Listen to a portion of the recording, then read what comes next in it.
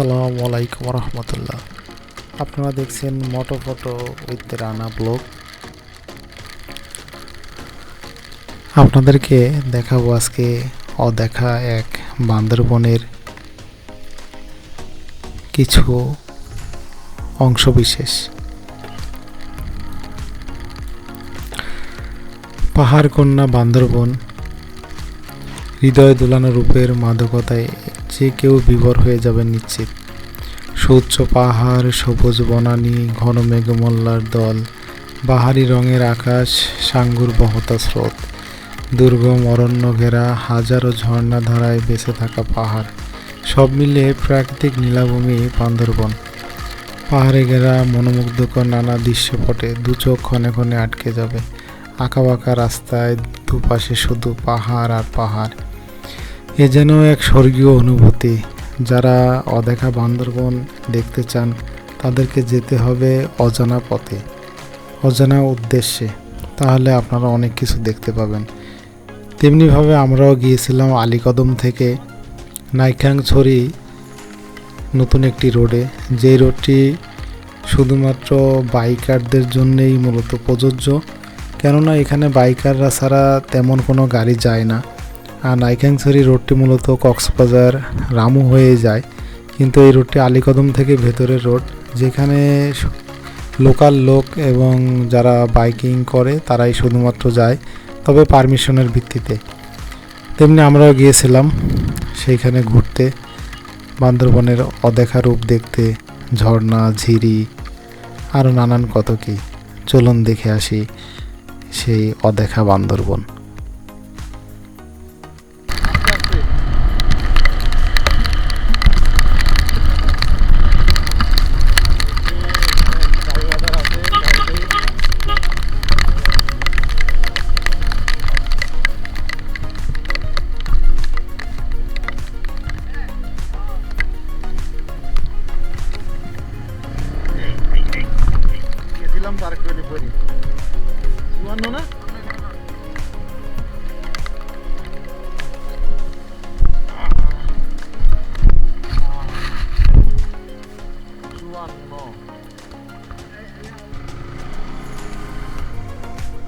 নিয়ে যাচ্ছে না বনের থেকে গাছ কাটিয়ে নিয়ে যাচ্ছে নাকি নাকি গাছ বনের থেকে কাটিয়ে নিয়ে যাচ্ছে খালি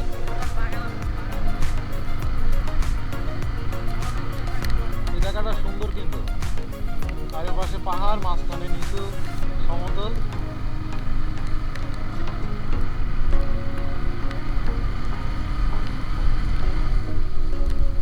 এই রোডটার নাম হলো দোস্ত্রি রোড। আলীকদম থেকে বিজেপি ক্যাম্প পাহাড়ে তারপরে আসা লাগে। মা এখানে খারাপ রোড তো। আলীকদম নাইক্ষ্যংছড়ি সড়ক দৈর্ঘ্য 14 কিলোমিটার, এলজিআইডি।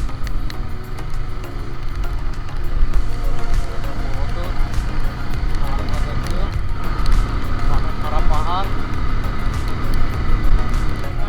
কমাইতে হবে, থার্ড গিয়ার। ওকে, বেশি করে না।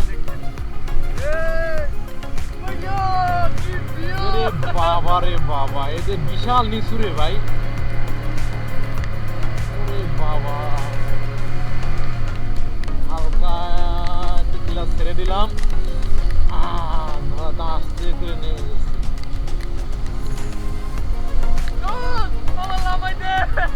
নামাই দে। শীতে হাত পা কাঁপতেছে, থর থর করে ভেতর দিয়ে কাঁপে। নিচু বাবা,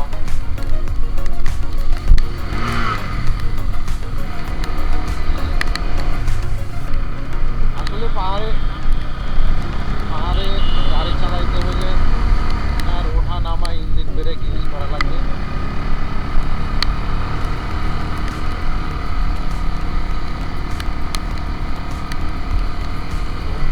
রাস্তার মধ্যে না 10 কিলোমিটারই শুধু এরকম পাহাড়।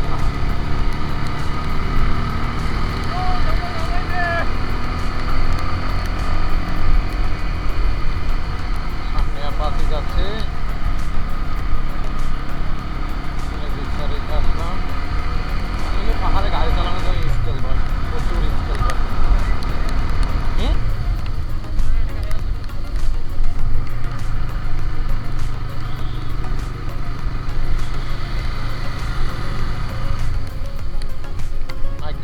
11 কিলো।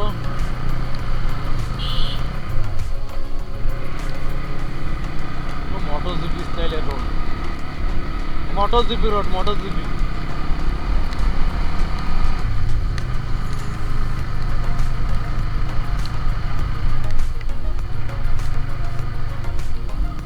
ও আসলে এই জায়গাগুলো অন্যরকম শান্তি। এই জায়গাটা তো সুন্দর। হ্যাঁ, ওয়াও।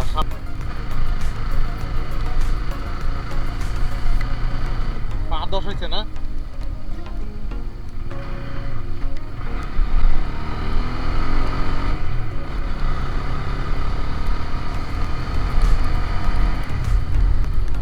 সেই লাগে ভিউ, একটার পর একটা দেখতেই মজা।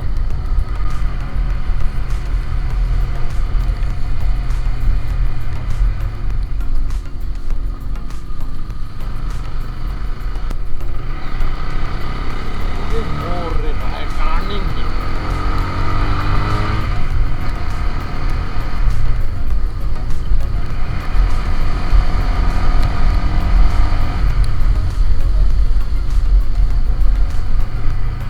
রাস্তার কাছে যে পাহাড় দশ হয় যেভাবে, পাহাড়ের মাটি ভেঙে রাস্তায় ঢোকে।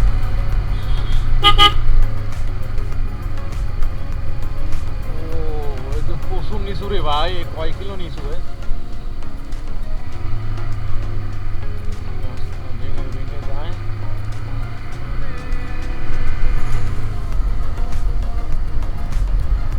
সেই নিচু, সেই।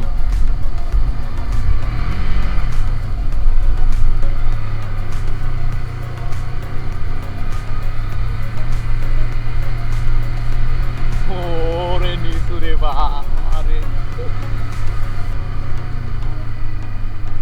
এ তো সে থানসিতে নামার সময় যেই ফিলটা হয় না, ওই সেরকম নিচু, তাই না? থানসিতে এরকম নিচু। ওরে বাবা, পুরো মনে হয় যেন সামনের দিকে ঝুঁকে গেলাম, শুধু স্টপি মারার মতো অবস্থা।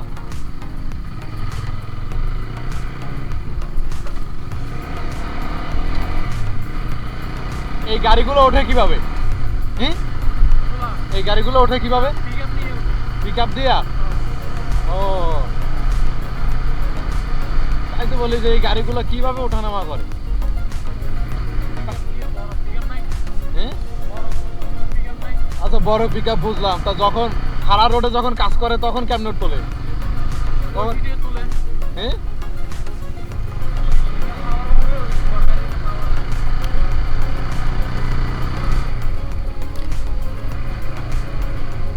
নৈখ্যাং ছড়া কি এই রোডে শেষ? ওই যে কি নৈখ্যাং না নৈখ্যাং ছড়া কি এই রোডে শেষ শেষ জায়গা? এর ওই পারে আর নাই না? ও নাইখ্যাং, নাইখ্যাং সরি, নাইখ্যাং সরি, নাইখ্যাং সরি। 35 কিলোমিটার এইখান থেকে, এটা তো অনেক দূর। ওটা কি বর্ডার, মায়ানমারের বর্ডার?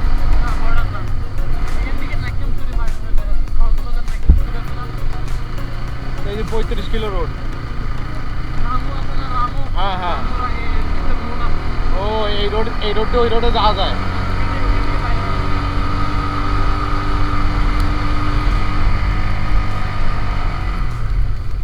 উঠে গেছে, আবার নামার পালা। আঁকা বাঁকা রোড, বৃষ্টির মধ্যে।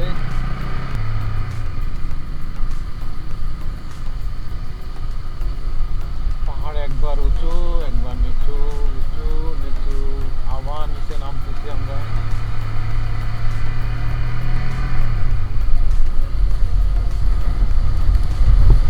ও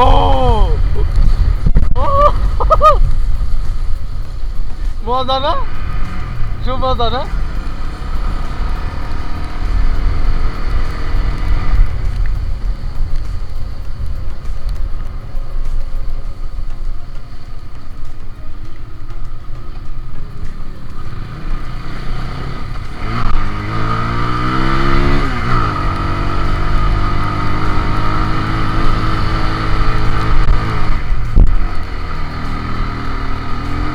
আচ্ছা,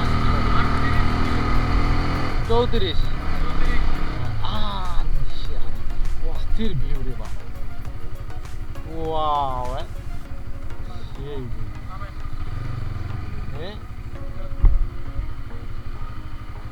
সেই ভিউ। হ্যাঁ এখানে না ভিউ দিয়ে নাম্বার সময় দেখলি হবে।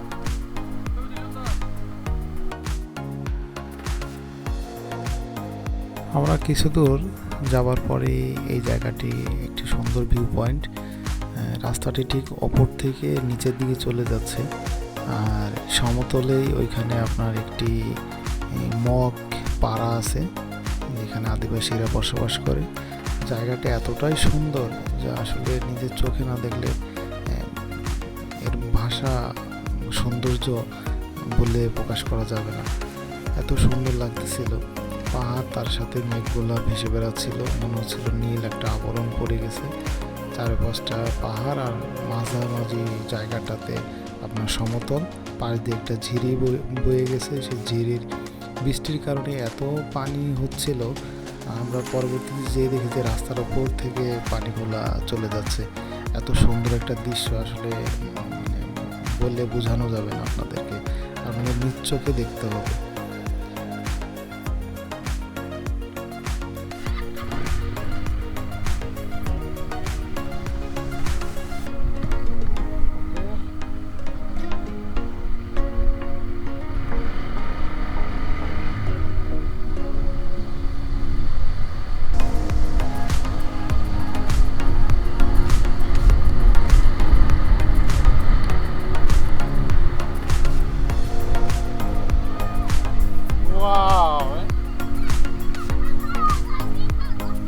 হ্যাঁ কি খা মধু খানা মিঠাই খা কি কর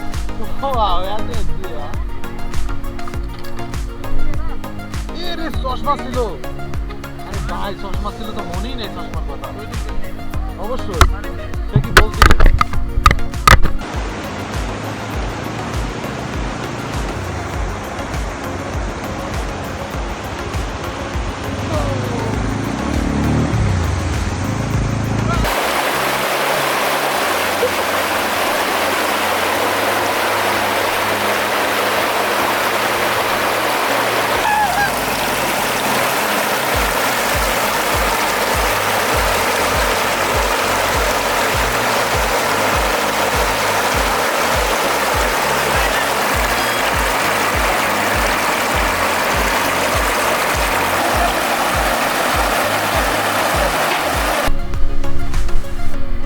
পানি ভালো পরিষ্কার।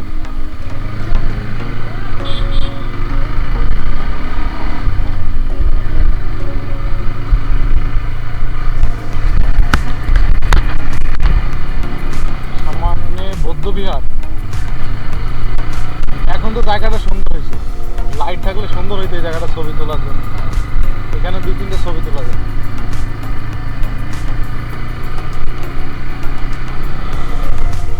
জায়গাটা কিন্তু সুন্দর, অনেক সুন্দর লাগছে।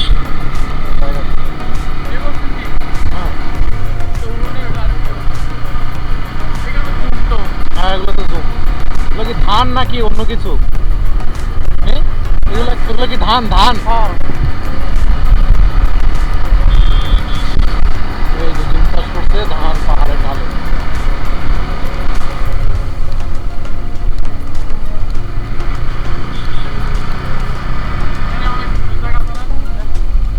জায়গাটা সুন্দর, ওই দিকের চেয়ে এই জায়গাটা এদিকে সুন্দর লাগছে। তবে বৃষ্টি হতে ওই ইয়েটা পাইলাম, ঝিরিটা পাইলাম, ঝিরির ছবিটা, নাইলে কিন্তু পাইতাম না।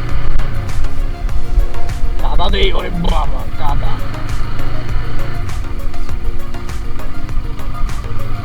ওই জুম চাষ করে পাহাড়, এই পাহাড়গুলাই মনে আমরা দূর থেকে দেখছিলাম না। এই ধান যখন কাটবে তখন আমি আসবো।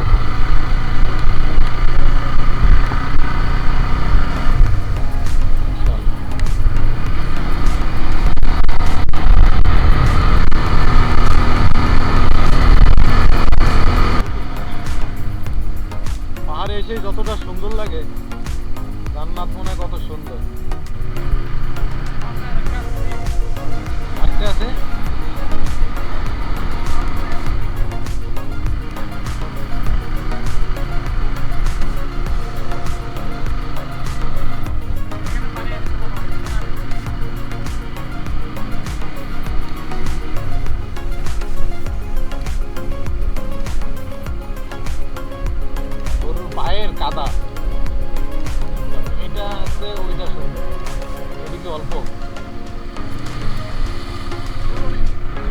ওরে উড়ুনি আমি তো দেখতেছি এদিকে এদিকে উড়ুনি আর আমি পানি দেখতেছি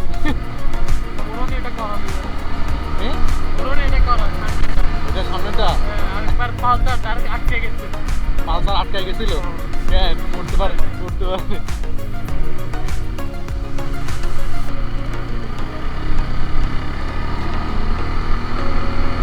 অনেক খারাপ রাস্তা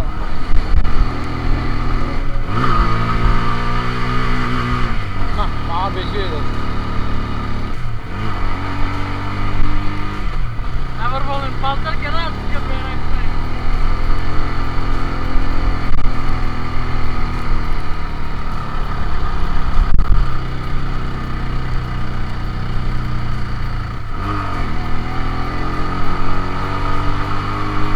অনেক খারাপ অনেক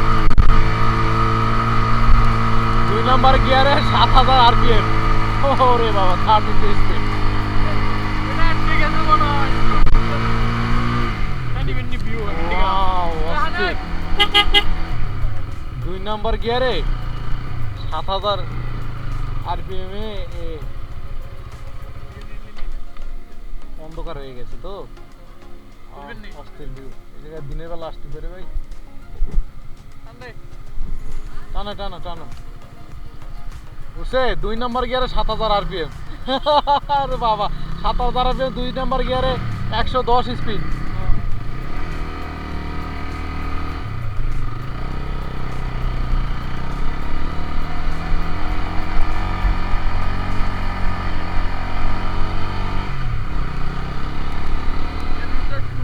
হ্যাঁ এই রোডটা অনেক সুন্দর ওগুলার চেয়ে এই রোডটা ভালো লাগছে মানে অল্পর মধ্যে খাড়া পাহাড় ঝর্ণা সিঁড়ি এই তো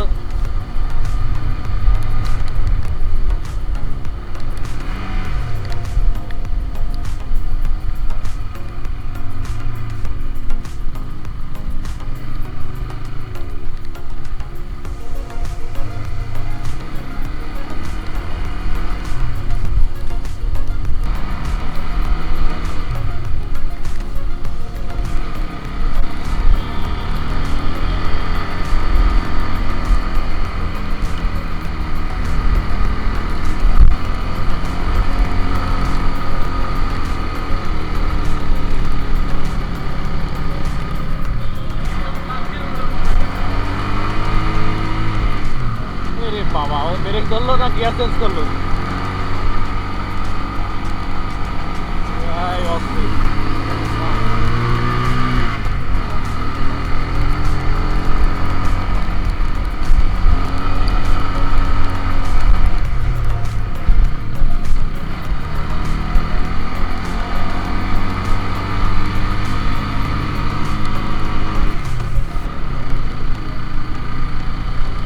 পাহাড়ের মধ্যে মোটরজিপি রোড পাহাড়ের মধ্যে মোটরজিপি রোড আরে আমরা তো আকাশে উঠে যাচ্ছি রে ভাই আকাশে উঠতেছি আকাশে ওঠো না কেন ওঠো ওঠো সিক্সার ওঠো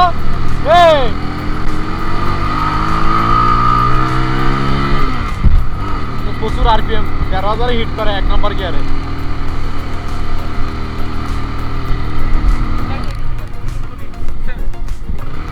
আমার তো মনে হলো যেন এলাকার আকাশে উঠতেছি গাড়ি নিয়ে আরে ভাই অস্থির বাদ ভাই সেই ভিউ আরে ধানসির আর কি রোড ধানসির আর কি রোড ধানসির চেয়ে ওইটা মজা বেশি আরে ঘুরাইছে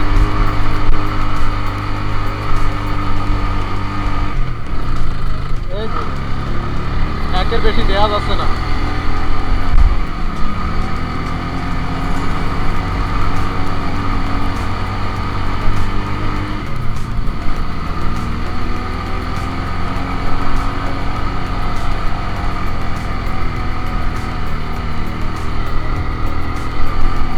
চালাবো না ভিউ দেখবো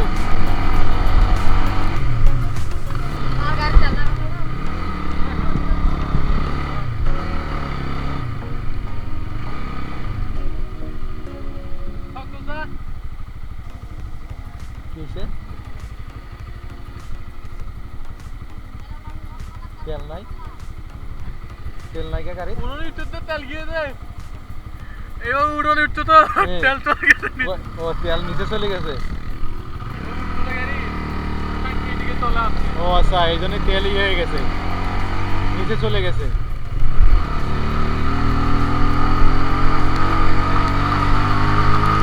আমার আমার আমার দেখা সবচেয়ে এইটাই সবচেয়ে হাই রোড দেখলাম, অনেক উঁচু। ও দেখে তো কোনো দিকে রোড। এইটাই সবচেয়ে উঁচু রোড।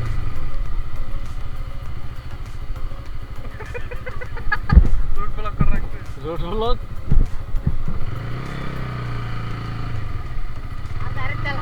নারকেল তেলের গন্ধ করছে গাড়ির ইঞ্জিন দিয়ে।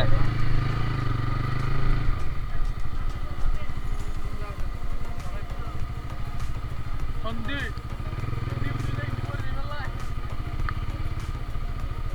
ও রাস্তা অবস্থা বলো।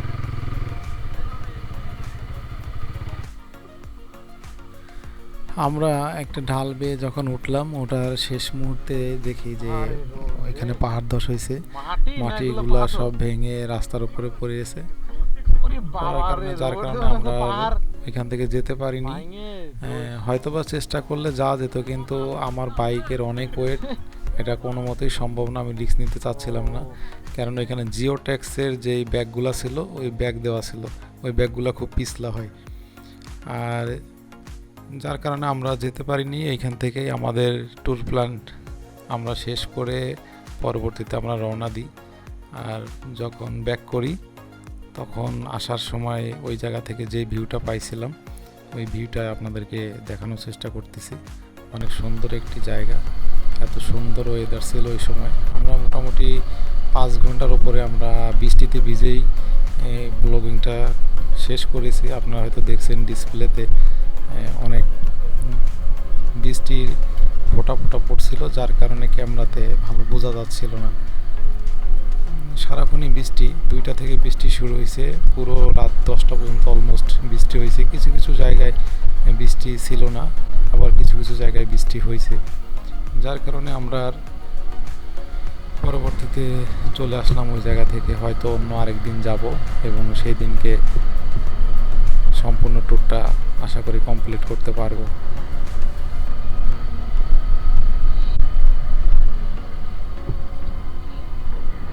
এই তোমার রুট আছে না, এটা কিন্তু সুন্দর হবে।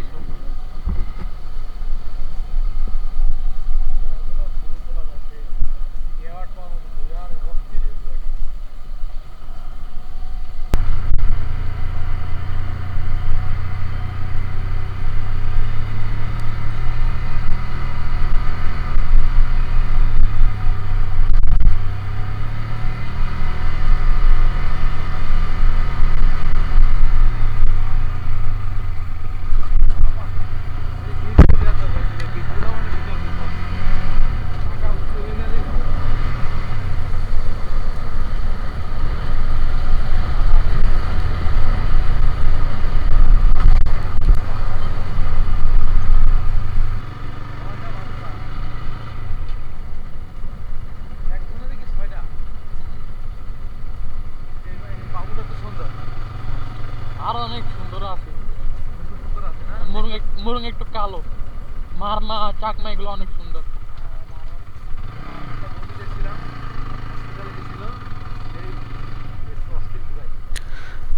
যাওয়ার সময় আমরা যেই ঝিরিটি দেখেছিলাম এইটাই সেই ঝিরি। ওইটা দুষ্টামি করলো, কারণ ওরা এখানকার আসা যাওয়া করে, যার কারণে মোটামুটি চেনা জানা ছিল।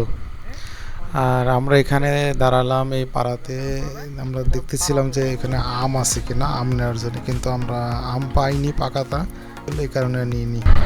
পরে পাড়া থেকে বেরোতে বেরোতে আমাদের মাগরিবের আজান পড়ে যায়।